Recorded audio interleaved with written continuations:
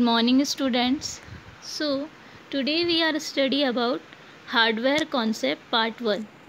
यहाँ पर इस पार्ट में मैं आप लोगों को कंप्यूटर के मेन यूनिट्स के बारे में बताऊंगी और कंप्यूटर की जो प्रोसेसिंग होती है किस तरीके से वर्किंग करता है उसका जो इंटरनल स्ट्रक्चर होता है उसके बारे में हम लोग इस पार्ट में देखेंगे. So let's start. Firstly computer processing. Computer जो वर्ड है वो 2 वर्ड से मिलकर के बना है, कॉम्प एंड प्यूटर, और इसका मतलब होता है कैलकुलेशन, मैकेनिकल कैलकुलेशन या न्यूमेरिकल कैलकुलेशन. तो जो कंप्यूटर मशीन है वो बेसिकली कैलकुलेशन के लिए ही बनाई गई थी. फर्स्टली कैलकुलेशन के लिए अबेकस मशीन यूज़ की जाती थी और अबेकस के बाद में नेक्स्ट इम्प्रूव करते गई टेक्नोलॉजी को और देन अलग अलग मशीन्स को बनाया गया और देन कंप्यूटर डेवलप किया गया. सो जो कंप्यूटर है अगर उसकी हम बेसिक डेफिनेशन देखें तो a computer is a electronic device that manipulates information और डेटा.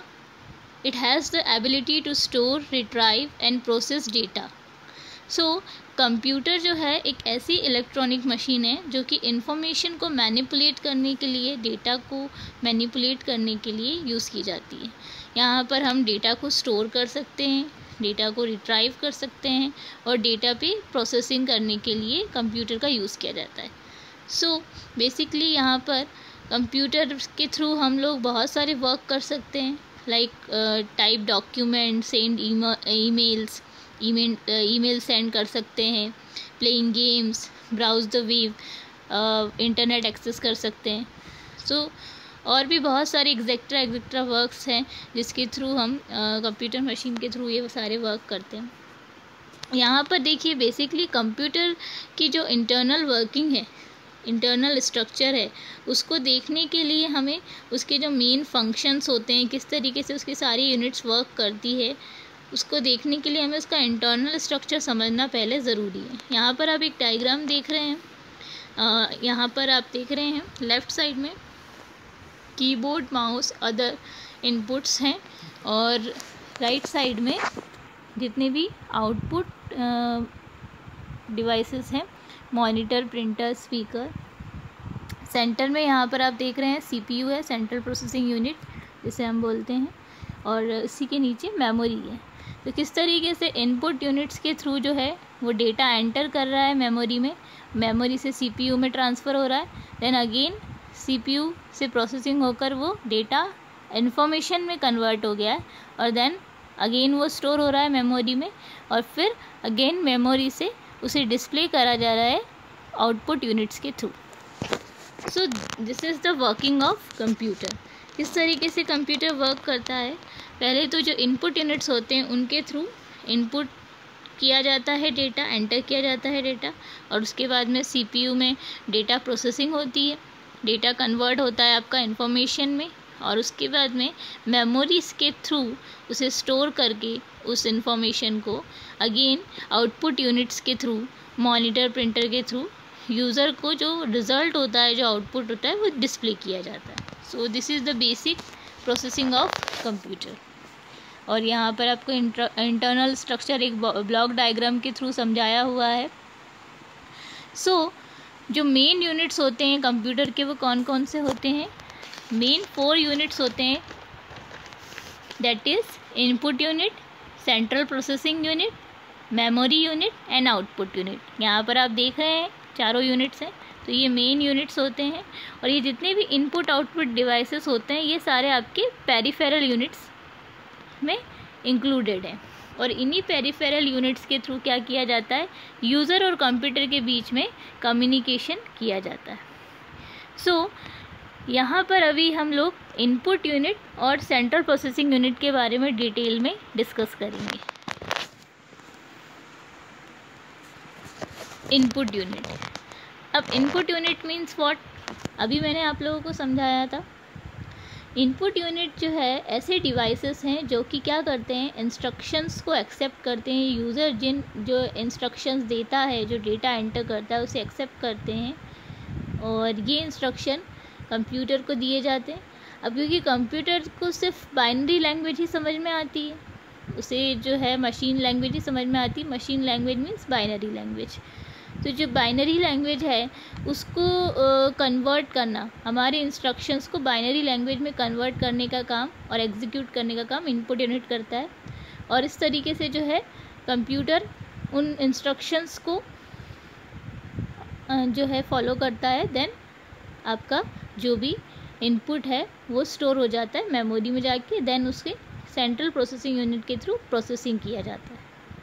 सो यहाँ पर बेसिकली इनपुट डिवाइसेस में जितने भी इनपुट यूनिट्स होंगे जिनके थ्रू हम डेटा एंटर करते हैं वो सारे इसमें आ जाएंगे, जैसे कि कीबोर्ड हो गया, माउस हो गया, ठीक है, scanner. So keyboard, mouse, scanner ये तो बेसिक इनपुट डिवाइसेस हैं, हम लोग यूज़ करते ही हैं तो हमें पता ही है।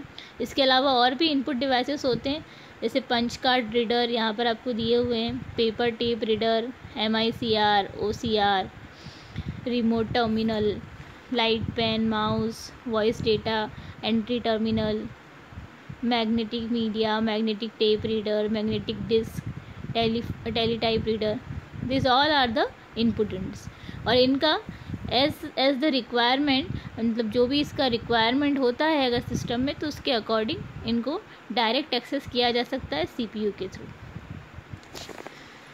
नेक्स्ट हम लोग डिस्कस करेंगे सेंट्रल प्रोसेसिंग यूनिट, जिसे हम CPU भी बोलते हैं। जो CPU है बेसिकली आप लोगों ने सुना ही होगा, CPU जो होता है कंप्यूटर का ब्रेन होता है, ठीक है। तो आप इसको ब्रेन भी बोल सकते हैं या फिर आप कंप्यूटर का नर्वस सिस्टम भी इसको बोल सकते हैं, सेंटर भी बोल सकते हैं, हार्ट भी बोल सकते हैं, ठीक है। जिस तरीके से हार्ट के बिना जो है प्रोसेसिंग पॉसिबल नहीं है, वैसे ही CPU के बिना कंप्यूटर में प्रोसेसिंग पॉसिबल नहीं, और कंप्यूटर स्टार्ट भी नहीं हो सकता इवन। सो सेंट्रल प्रोसेसिंग यूनिट जो है वो सारे अर्थमेटिक, जितने भी अर्थमेटिक कैलकुलेशंस होते हैं उनको परफॉर्म करता है, डेटा को प्रोसेसिंग करता है। जो भी लॉजिकल डिसीजंस होते हैं वो भी CPU ही कंडक्ट करता है। और जितनी भी एक्टिविटीज़ होती है अदर यूनिट्स के थ्रू, या जितने भी फंक्शंस होते हैं अदर यूनिट्स के थ्रू, भले वो इनपुट यूनिट हो, आउटपुट यूनिट हो या मेमोरी यूनिट हो, सभी कंट्रोल करने का काम भी कौन करता है? CPU, central processing unit. अब यहाँ पर जितने भी डिवाइसेस होंगे उन्हीं सबका कंट्रोल करने का काम CPU करता है, इसीलिए इसे कंप्यूटर का हार्ट बोला जाता है, सेंटर ऑफ कंप्यूटर बोला जाता है, नर्वस सिस्टम बोला जाता है। बेसिकली जो CPU है वो 2 यूनिट्स में डिवाइडेड रहता है, और इसकी 2 सब यूनिट्स होती है जो यहाँ दी हुई है, control and timing unit and arithmetic and logic unit. Control unit, control and timing unit, इसके नेम से ही आपको समझ में आ रहा होगा। ये जो यूनिट है इसका वर्क क्या है? बेसिकली एक ट्रैफिक पुलिस की तरह ये वर्क करती है। जितने भी सिग्नल्स होते हैं, कंट्रोल सिग्नल्स होते हैं, या जितने भी सिग्नल्स अदर यूनिट्स के थ्रू दिए जाते हैं, तो उन्हीं सारे ऑपरेशंस को परफॉर्म करने के लिए जो सिग्नल्स अदर यूनिट्स के थ्रू दिए जाते हैं उनको कंट्रोल करना, उनकी टाइमिंग्स को कंट्रोल करना, वो वर्क किसका है? कंट्रोल एंड टाइमिंग यूनिट का। सो जितने भी इंस्ट्रक्शंस होते हैं उनको डिकोड करना, एनकोड करना, उनका एड्रेस सेंड करना, ये सारा वर्क जो है वो किसका होता है? कंट्रोल एंड टाइमिंग यूनिट का। इसके बाद में अगर आपका जो रिज़ल्ट जनरेट होता है, डेटा प्रोसेसिंग होने के बाद में जो आउटपुट जनरेट होता है उसको मेमोरी में स्टोर करना, ये सारा काम भी किसका होता है? कंट्रोल एंड टाइमिंग यूनिट का। नेक्स्ट है आपकी अर्थमेटिक एंड लॉजिक यूनिट। अब यहाँ आप इसके नाम से समझ सकते हैं, अर्थमेटिक मतलब जितने भी अर्थमेटिक कैलकुलेशंस होते हैं, फिर वो भले ही एडिशन हो, सब्ट्रैक्शन हो, मल्टीप्लिकेशन, डिवाइड, ये सारे जितने भी अर्थमेटिक कैलकुलेशन कंप्यूटर के थ्रू हम परफॉर्म करते हैं वो सारे किसके थ्रू होते हैं? ALU के through, arithmetic and logic unit के थ्रू। और जितने भी लॉजिकल ऑपरेशंस होते हैं, लॉजिकल ऑपरेशंस मीन्स कंपैरिजन करना, शिफ्ट करना, right shift, left shift, rotate करना, तो ये सारे आपके लॉजिकल ऑपरेशंस में आते हैं। ये भी परफॉर्म करने का काम कौन करता है? Arithmetic and logic unit. Arithmetic logical unit में अलग अलग सेक्शंस होते हैं और उनको अलग अलग सेक्शंस में डिफ़ाइन किया गया है। इसमें एडर होता है, एक्यूमुलेटर होता है, काउंटर होता है, शिफ्टर होता है, कॉम्प्लीमेंटर होता है, और general purpose scratch pad register होता है। इन सभी की वर्किंग अलग अलग होती है। एडर जो है वो 2 नंबर्स को ऐड करने के लिए डिज़ाइन किया गया है। एक्यूमुलेटर जो है वो जितने भी कैलकुलेशंस होते हैं उनको रजिस्टर में स्टोर करने के लिए, और जितना भी रिजल्ट्स आते हैं उनको एग्जीक्यूट करने के लिए, इंस्ट्रक्शंस को एग्जीक्यूट करना, स्टोर करना, रजिस्टर में स्टोर करना, मेमोरी में स्टोर करना, उसका काम एक्यूमुलेटर करता है। इसके बाद में जो general purpose scratch pad register होता है उसका काम होता है डेटा को इमीडिएटली स्टोर करना, रिज़ल्ट को एग्जीक्यूट करना, ये काम स्क्रैच पैड रजिस्टर का होता है। काउंटर जो है वो एक स्पेशल टाइप का रजिस्टर होता है जो कि इसलिए डिज़ाइन किया गया है, जितने भी नंबर ऑफ़ क्लॉक पल्स होते हैं, मतलब जब इनपुट लिया जाता है या आउटपुट दिया जाता है तो उसको काउंट करने का काम काउंटर करता है। फिर शिफ्टर जो है, shifter basically logical operation perform करने के लिए होता है, left shift and right shift. आगे जब हम लोग ऑपरेशंस के बारे में पढ़ेंगे तो उसमें मैं आपको बताऊंगी अर्थमेटिक ऑपरेशन में लेफ़्ट शिफ्ट और राइट शिफ्ट, और उसका जो बेसिकली ये जो वर्क होता है ये शिफ्टर करता है। इसी के बाद कॉम्प्लीमेंटर होता है एक। कॉम्प्लीमेंटर जो है वो 2s कॉम्प्लीमेंट प्रोवाइड करता है। जितने भी बाइनरी नंबर्स होते हैं, क्योंकि computer understand only binary language, तो बाइनरी नंबर्स का जो कैलकुलेशंस होता है उसमें कॉम्प्लीमेंट्स निकालने के लिए, कॉम्प्लीमेंट्स को फाइंड आउट करने के लिए 2s कॉम्प्लीमेंट के लिए कॉम्प्लीमेंटर का यूज़ किया जाता है। So these are the basic sections of arithmetic and logic unit.